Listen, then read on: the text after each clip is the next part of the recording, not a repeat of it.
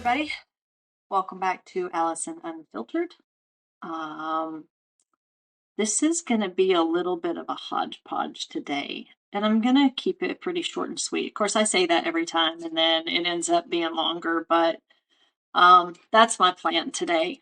I saw something posted on Facebook the other day, and I screenshotted it, and it took my breath away because I should have written that. I mean, seriously, like I'm remembering the moment that I saw it. So I'm going to read it to you and then I'm going to break it down a little bit. And I think this is a lot of us. I think this can really be said for a lot of us. Seriously. Okay. And, recently we had Sarah Monares on here and we talked about trauma and things like that. And, people that use that word lightly. And I don't think it's used lightly in this, but it does use the word trauma. It says, and I'm going to have to put my glasses on to read it because, I'm getting older and my eyesight's not near as great as what it used to be, even after cataract surgery. Did you know that? I've had cataract surgery at 47 years old, or maybe I was 46. Yeah, and it corrected the distance vision. Like, I don't wear contacts anymore. Y'all had like a +9. I was like so blind that it was so sad. I was so blind. My glasses were so thick that they were like Coke bottles. And they even sent them off to Germany to have the lenses made smaller, like thinner. And they still came back and like my eyes are super magnified and they were awful. So I wore contacts all the time. And I had a doctor that suggested doing cataract surgery. And so that's what I did. And I still have reading glasses, but I can, for the first time since I was 13 years old, I don't have contacts. Pretty cool. Little side note, squirrel. All right, so back to it. This is the post that I saw the other day, and this girl said, "My childhood trauma didn't make me stronger. It made me a people pleaser. It made it impossible for me to give up on people. It made me exhaustingly empathetic. It made me constantly have the urge to take responsibility for everyone's problems, even if I didn't cause them." I'm going to read that again because I think it's really important for you to hear all the different parts. "My childhood trauma didn't make me stronger. It made me a people pleaser. It made it impossible for me to give up on people. It made me exhaustingly empathetic. It made me constantly have the urge to take responsibility for everyone's problems, even if I didn't cause them." I read that out loud to my husband and he was like, "Did you write that?" No, babe, I did not write that, but I totally could have written that. I mean, totally. So let's break this down for a moment. I always say that everything that I've been through has made me who I am today. And usually part of that goes with it made me a strong person, right? I'm a fighter. But the interesting thing is that it shaped my characteristics. And y'all are going to have to give me a little bit of grace with this because there's things that I'm processing this as I'm reading it, right? And so there's things that are coming to light in the process. So if I'm not quick to complete a sentence, which I do that sometimes, and it makes my husband absolutely bonkers, just bear with me. I will complete the sentence. I'm just processing it still, okay? So the first line is, "My childhood trauma didn't make me stronger." I don't I don't know if I necessarily believe that to be a fact, but it definitely shaped me, like I said. Um, it made me a people pleaser. Oh my God. Y'all, let's talk about that. It made me a people pleaser. It did. It did. And the thing is, most people think that I have the attitude that I don't give a shit, And to a degree, I I do. I do care. I care about what people think about me. I care about whether someone likes me or not. It bothers me when someone doesn't. And I'm sure I've talked about some of this before, but maybe just not these specifics. You know, if there's 200 people in a room and 198 of them like me, but 2 of them don't, I'm going to try to figure out a way to please those people, to coerce them into liking me. I don't know. I'll worry about those 2 people over the 198 that think I'm amazing, you know. I like to make people happy. I have a very hard time telling people no. And I don't know. I mean, does any of this ring true with you? Um, you know, relationships. When it comes to relationships, that is where I'm the biggest people pleaser because, especially in my family, right? Because I feel like I have a duty and a responsibility to my family, even when I'm treated like shit, even when I am, you know, told that I'm an ungrateful person, even.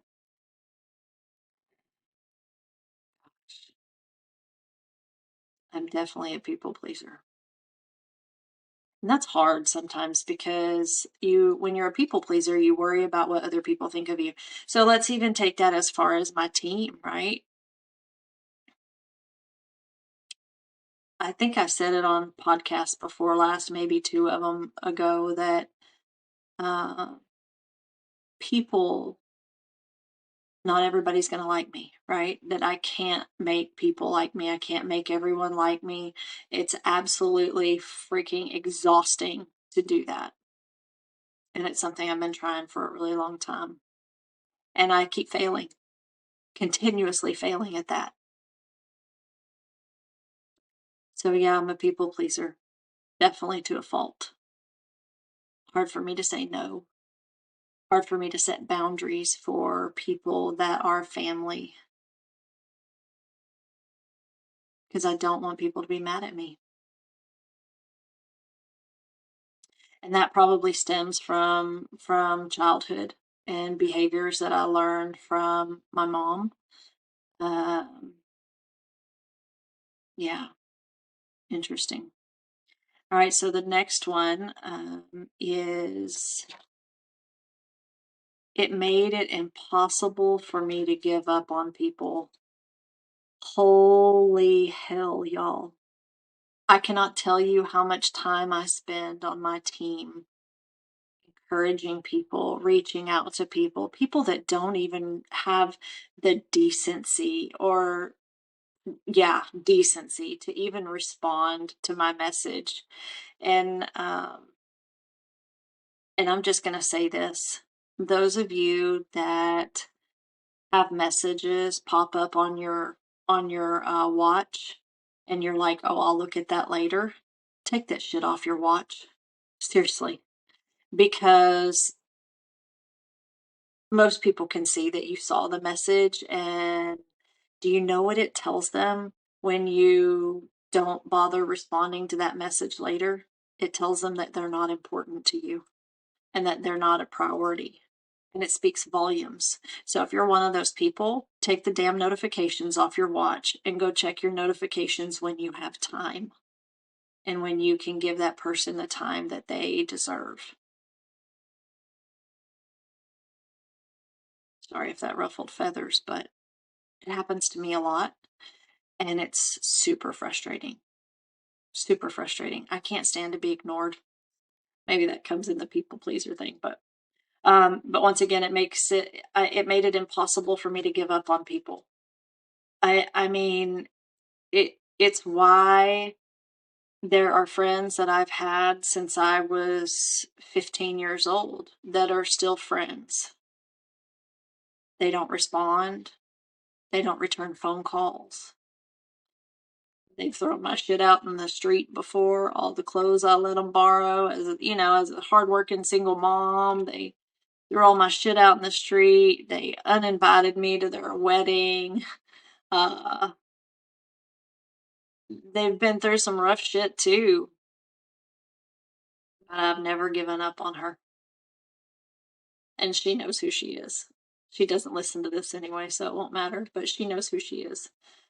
And I never would give up on her, even though sometimes our relationship isn't healthy. I think that's what it boils down to, though, is it's impossible for me to give up on people because I always want to see the good in people, right? I always like, even for Gage's dad, I mean, I never we were it was 5 years of the same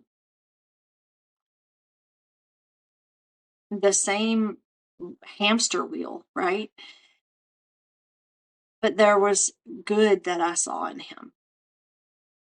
So it was really hard for me to give up on people because what kind of person am I if I give up on people? What does that say? What does that say about me if I give up on people? And that goes for people that aren't good for me, people that aren't healthy for me to be around, people that are toxic relationships. Yeah. Yeah. I don't like to give up on people. I think I am loyal to a fault. I will bend over and let someone run over me a million times and take them back because that's just my nature. And that's not healthy. That's not healthy at all. Whatever kind of relationship you're in, if it's your family, a friend, a spouse, a partner, whoever it may be, um, it's not okay for someone to continually treat you like shit. So that goes right along with the next one. It made me exhaustingly empathetic. Oh, God. I feel sorry for everything. For everything. For every animal that I see. I feel sorry for the people walking down the road with no car. Like, I can't tell you how many times I have just wanted to turn my car around and pick up the person I see walking down the street carrying groceries and just make their day. But I can't because I can't trust people. I can't trust that I'm safe in that situation. My husband would kill me if I did that. Seriously. Just stopped and randomly picked up strangers, but I wish I could because I feel sorry for every animal. I would take in every stray dog and every stray cat and every stray bird and everything because I am exhaustingly empathetic. And that comes to people too, right? I've taken in people. I have let people live with me because I feel sorry for them and just got used. And that's what's exhausting about being so empathetic is you're always the one to say yes. Like that's the other freaking thing. I'm so fucking responsible that everybody calls me for everything. My aunt sent me a text message the other day, and Aunt Jan, I love you so much. You're my favoriteest aunt in the whole planet.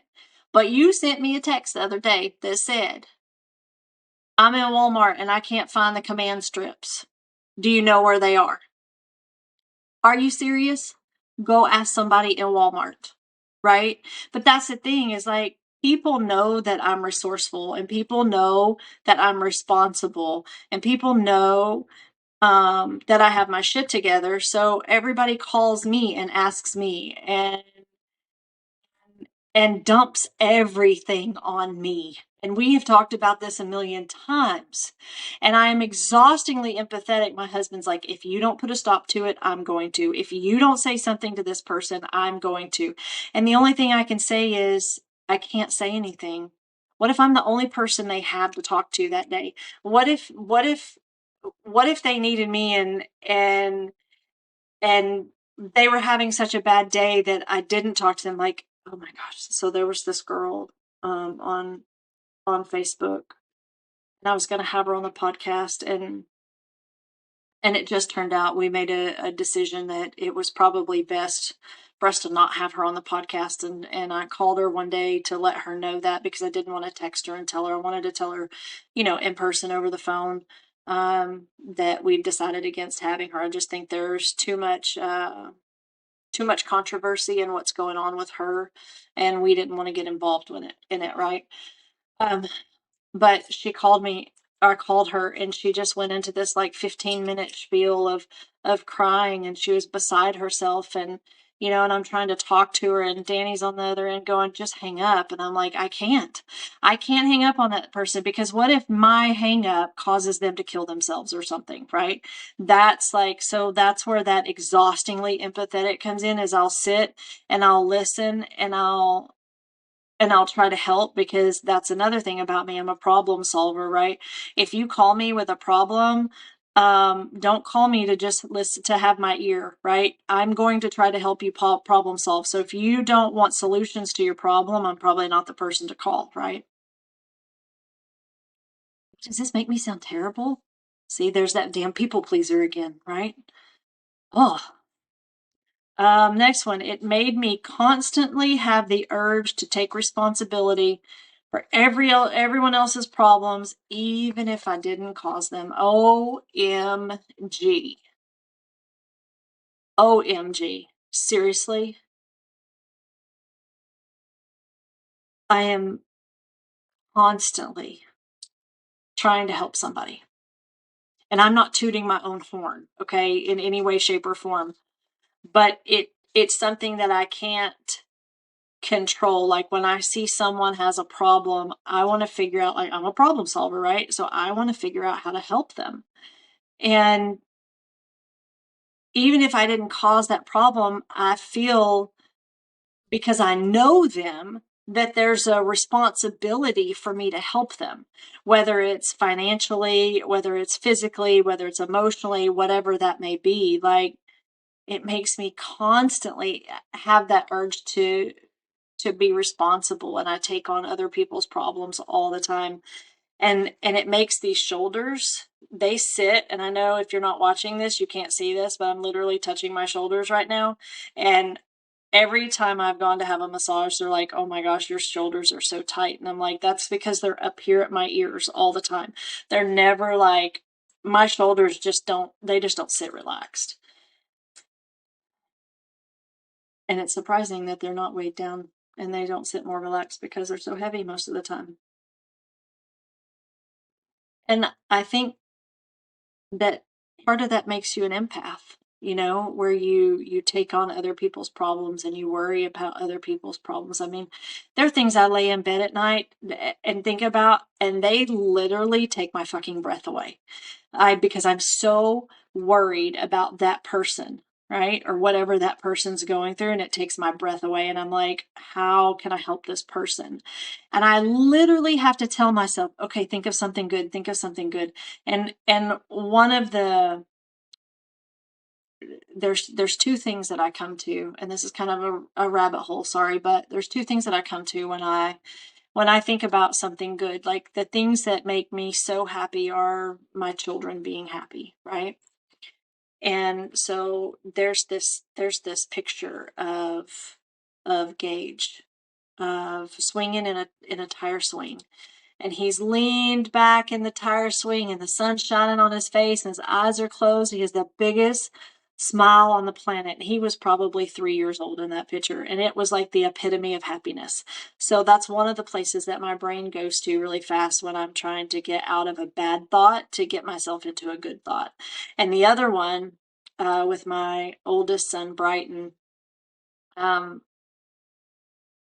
we were in the lake one time, and I am scared to death of water that I can't see the bottom of, but I did not want him to see that I was scared. And there was a song playing on the radio. It was Uncle Cracker. Oh gosh. Um, I won't hesitate no more. Oh gosh, what's the name of that song? I'm yours, Uncle Cracker, I'm yours. And I'm treading water in the lake, right? We have life jackets on, and Brighton's probably 6 years old at this time. And I'm singing the song, and I'm singing the song to him, right? And he's just smiling so big at me. And he has no idea that I am scared shitless in that moment. And I'm singing because I'm trying to get my mind off of what I'm scared of and focus on something good. And he started singing with me in that moment. And so that's one of the other times that I go to when I'm trying to get out of a bad thought.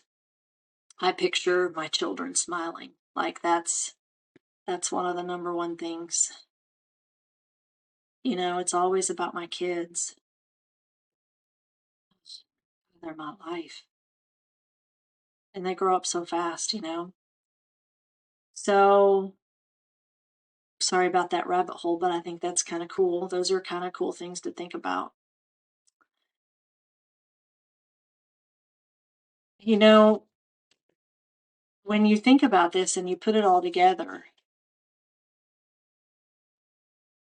how do we change the outcome of that? You know, I would love for this to turn into a discussion, a conversation. How do we change the outcome of being like everything that you went through as a kid? How do you change that? How do you not be a people pleaser? How do you learn how to give up on people? You know, these are learned behaviors. How do you unlearn being a people pleaser? How do you unlearn giving up on people or not giving up on people? How do you unlearn being exhaustingly empathetic? I know I'm not saying this grammatically correct. I'm sure if Christine's watching this, if Hoodie's watching this, she's probably cringing. See, there goes the people pleaser again. I think about things like that in my head when I say something like, oh, how is that going to affect someone else? Uh, how do I lose the urge to take responsibility for everybody's problems? How do you undo this shit? Right? How do you undo these learned behaviors? It's something that I'm definitely going to be working on with Janelle. Janelle is my life coach right now. I figured out there were a lot of heavy things that were happening in my life, and I needed someone to talk to. And you guys, you have to know that it's okay to talk to somebody. It's okay to need help. It's okay to have a therapist. It's okay to have a life coach. It's okay to have somebody to work through your shit with that's not your spouse, not your family, but someone of a completely unbiased position. And I cannot stress enough. I'll drop her information in how you can get a hold of her. But that's just she's helping me work through some of this, and I want to focus on this and work through this right here and all of these things and how to undo this behavior, because the impact from this behavior is, I mean, I'm 47 years old and it still impacts me, and it probably will for the rest of my life, but I need to figure out how to dial it back. Right. And when Janelle was just someone that I randomly became friends with online. You know, I make friends. I'm a social networker. Everybody knows that. And she sent me a message one day and it just really struck home. And we talked back and forth, and she's like, would you like to get on a Zoom and talk? And I'm like, let's do it. And so, you know, we had a couple of sessions for free, and she wanted me to see that there was value in what she was bringing to the table. But what told me that I knew I was in the right place is, you guys know the story from I have, and they're not blood family, but they're blood family. You know, I mean, they're family closer than you could ever be. Family in Australia, and it's Aaron's family, and stayed close with them all the years. Charmaine, especially his mother, um, gave me some really good advice, and she's always come into, when she's come to Texas or come to the States, she's always come and stayed with us and seen us, and his sisters and his brother, and we just have a great relationship with them. And there's a part of my heart that'll always be in Australia with that family, because I've known them since I was 19 years old. And Charmaine just brings such a calm to the table, something so very different in how I grew up, but just a very godly calm. And um, and so when I never paid attention to where Janelle was from when we first started talking. And we got on the first Zoom, and the first word out of her mouth, my mouth, like my jaw dropped, and I was like, "Oh my gosh, are you Australian?" And she's like, "Yes, I am." I'm like, "Oh my gosh, this. I have chill bumps. Like seriously, I have chill bumps right now talking about this because it's divine intervention, 110,000%. Like God knew exactly what He was doing when He put us together, right? And she reminds me so much of Charmaine. She's just very calm and she's very opposite of me, right? Because I'm a little high strung, and she's just calm. She's the yin to my yang. I don't know how else to describe it, but she's calm. And that calming is comforting to me, right? Because my mom is like, she walks in the door and it's like a fucking tornado, right? And she starts talking and she doesn't stop talking until she walks out the door, and there's no calm. It's just a tornado. And then it's over and you take a deep breath and you're like, holy shit, what just happened? I mean, I love my mom, but that's totally her personality. And and so Janelle is very much the opposite of that. And she reminds me a lot of Charmaine. I've said that a million times, I know, but so it's good. It's good. I've got a couple more months with her, and I can't wait to see what it brings. There's a lot of things that has brought me some calm, and one of the things that we talked about, and I just want to share this with you really quick. We talk about control and trust and focusing on inner self and self recognition. And one of the last things that we talked about was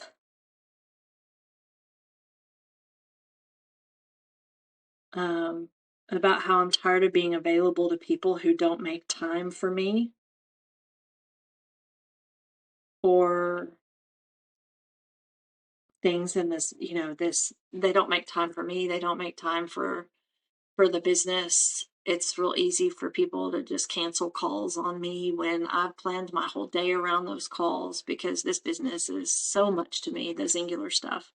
Um, and this last time meeting with her was the first time I didn't cry, and I actually wrote that in my journal, um, that I didn't cry this time.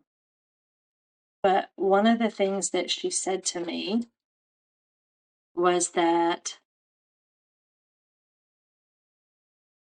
you can't you can't engage in a war that's one-sided. That's one of the things, right? Um, she also made a comment about how the reason, like, how are you so calm? And I hate to, dump all my stuff on you, because that's what I hate for people to do to me, is dump their stuff on me. And she said that she has a great filtration system. I mean, there's so much that, and my notes are all over the place, so that's why I'm trying to find, something else that here it is. Um, that I'm not prepared to carry the people and their problems. The problems aren't their identities and reasons, they are their distractions. It's really interesting. Your problems don't identify you, they're just distractions. So, what does identify you? Who are you? If your childhood trauma didn't make you stronger and it affected other things in your life, what kind of impact does that make? And how do we fix it? I think that's my biggest thing, is if I could learn how to fix these behavioral problems that I have, because they're behavioral problems for sure. But they're characteristics that are just, they've been bred into me. I don't know how to undo them. So I think that's going to be my focus going forward with Janelle, is seriously how to work through all these things. And I know what she's going to say in the first one, where it made me a people pleaser. How do I not be a people pleaser? And she's going to say self-recognition is everything, right? Learn how to recognize yourself rather than looking for recognition from other people. And that all sounds fine and good, right? That resonates in my mind, but I can't make that a reality. I don't know how to, and it's not that I look for recognition from other people, right? I just want to make people happy. So I don't know. Is that the same as recognition? I don't know. Like I said, these are just kind of my rambled thoughts. I don't want to bore you to pieces, but I think it's really good to think about these things and figure out how to work through this stuff so I can be a better person. Do you need to work through some of this stuff so you can be a better person? Or maybe I need to learn this stuff so I can help other people, right? Because there I am, problem solver, people pleaser, thinking about other people. Yeah. Yeah. There's a song that just came into my head. It's by NF. He's one of my favorite artists. He's a Christian rapper, and it's a song called Stress. And if you struggle with stress, you should go look that song up. I'm a huge NF supporter. I love him to pieces. I think some of his stuff has gotten a little off the rocker, but I like his older stuff way better. And speaking of that, I'm going to tell you about another song by NF and Flame. It's called Start Over. And if you're struggling with things in life, you can always, always start over. So go check that song out. So listen to NF's My Stress, and then NF and Flame, which is one of NF's first songs that came out, called Start Over. And there's a girl named Crystal. She's uh, Gage's dad's ex. So she was Gage's stepmom at one point because they were married. And she's the one who sent me that song one night. And I remember listening to it in the bathtub, just crying. And then I laid in bed that night and listened to the entire album. And it's still probably one of my favorite albums ever. It's some good, good, good shit if you haven't ever listened to NF. N as in Nancy, F as in Frank, NF. Okay. All right. I'm going to leave y'all with that. Thank you for supporting this. Thank you for listening. You can find us on Allison Unfiltered, YouTube, Spotify, Apple Podcasts, Google Podcasts. We're all out there. And I appreciate your support. If you like this, please share it. If you like the clips, please share them. Turn them into reels. Do whatever you can, because we need to get this out there more. There's so many people that need to hear this stuff. Anyway. Peace out, homies. Happy Monday to you. Oh, and next week we will not have a podcast because I will be on the beach in Mexico. It is vacation next week, and I cannot tell you how bad my soul needs the ocean. It needs Jesus too, but it needs the ocean desperately. I love to go to the ocean and feel small in that moment and be humbled at how small I truly am. It's very humbling. And so I'm going to go to the ocean. I'm going to see some pelicans, and I'm going to hang out with my family. And I'm so excited for that week. So anyway, peace out. Love you guys. See you back in a couple of weeks. Have an awesome